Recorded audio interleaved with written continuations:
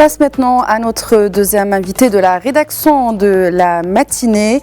Faire la paix avec la nature, c'est le slogan de la COP16 qui se tient depuis lundi dernier en Colombie.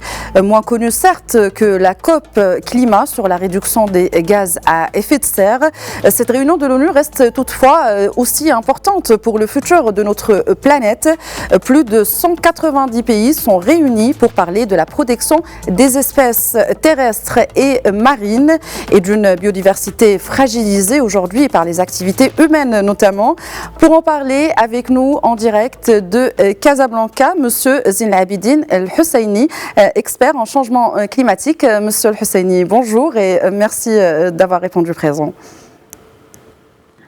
Bonjour. Alors, tout d'abord, pour commencer en parlant de biodiversité, peut-on dire que la situation aujourd'hui est des plus critiques quand on sait que les derniers rapports des ONG internationales, et notamment celle de WWF, révèlent la disparition de 73% de la population d'animaux sauvages ces 50 dernières années sur la planète? Oui, c'est malheureusement exact.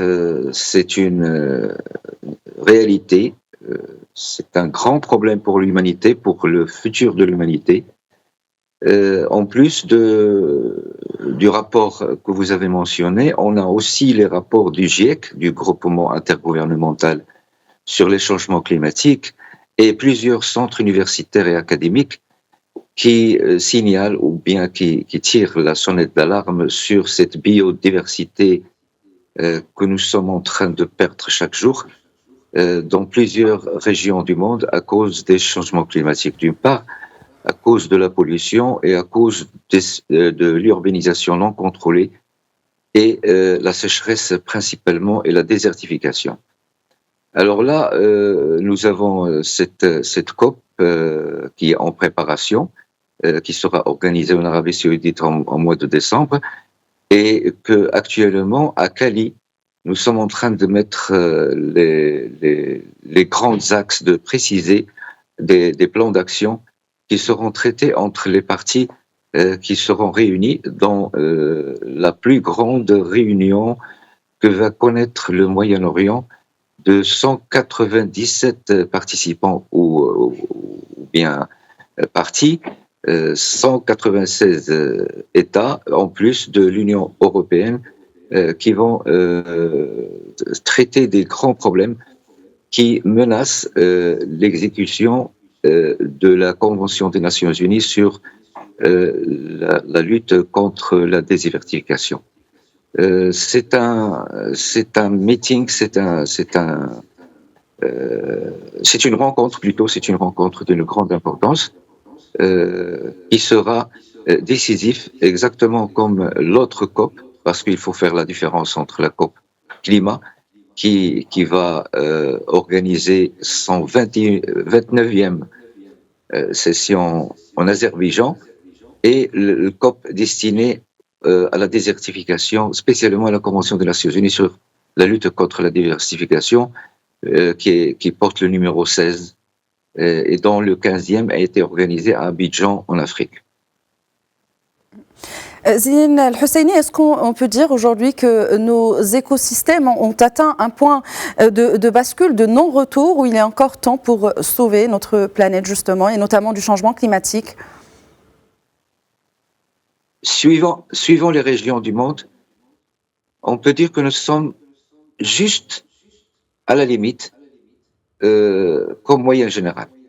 Il y a des régions où on commence à sentir le désespoir, mais il y a beaucoup de possibilités, beaucoup d'occasions qui se proposent pour essayer de stopper cette grande hémorragie ou cette grande perte pour le bien de l'humanité, pour essayer d'accélérer l'action onusienne ou mondiale en matière de restauration de terre et de résilience à la sécheresse, et faire en sorte que cette transition verte qui doit prendre en considération la biodiversité et la régénération de certaines régions qui ont souffert le plus en plus d'essayer de faire en sorte qu'il y aura plus de zones où la diversité sera protégée avec des lois, de faire des zones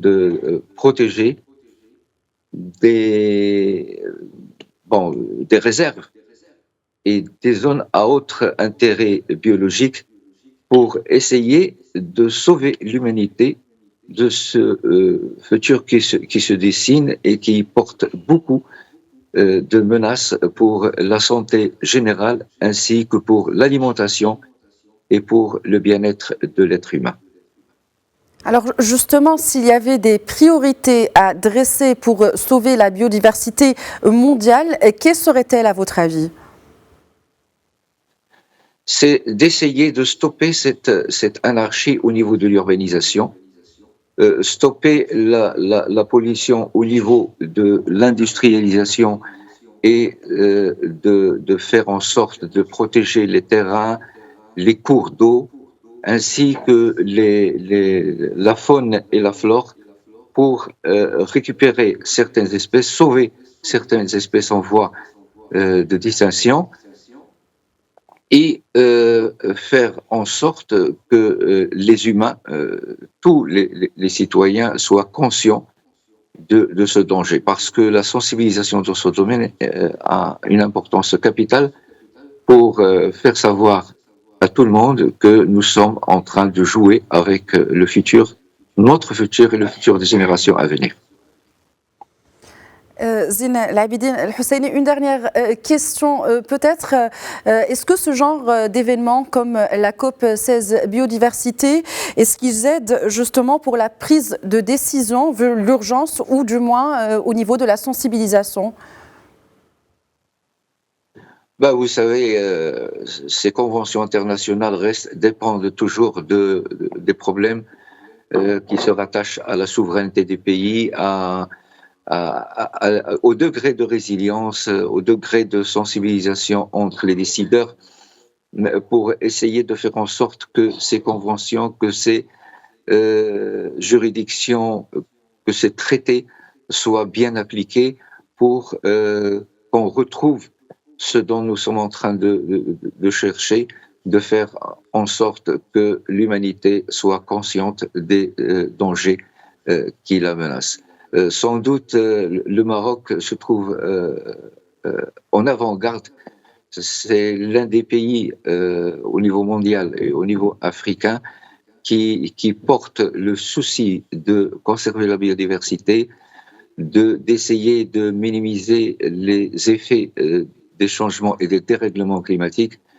Mais il y a d'autres pays dont soit la situation économique, soit la situation culturelle, soit le degré de sensibilisation ne permettent pas de faire de grands progrès dans ce domaine malheureusement.